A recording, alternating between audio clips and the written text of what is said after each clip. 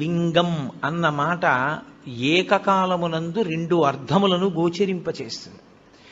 ఒకటి, నాకు ఒక అనుమానం వచ్చింది. ఏమిటి అనుమానం అంటే, సప్తధాతువులేగా ఎవరి ఎందున్నా, ఇప్పుడు ఈ సభలో ఉన్న ఎవరిలో ఉన్నవైనా నాలో ఉన్నవైనా కేవలము సప్తధాతువులే. చర్మము, రక్తము, మాంసము, కొవ్వు, అస్థి, శుక్ల, మేధ, ఈ 7 పదార్థములతోటే ఇన్ని శరీరములు తయారయ్యాయి. కానీ ఒక శరీరాన్ని పోలినట్టు వేరొక శరీరం ఉండదు.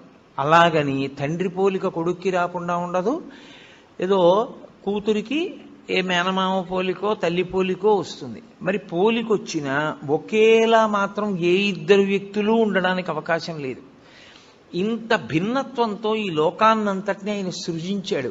విశ్వము యొక్క మాట పక్కన పెట్టండి, అసలు ప్రపంచం యొక్క మాట పక్కన పెట్టండి, ఒకే వ్యక్తినే తయారు చేస్తున్నాడు ఆయన.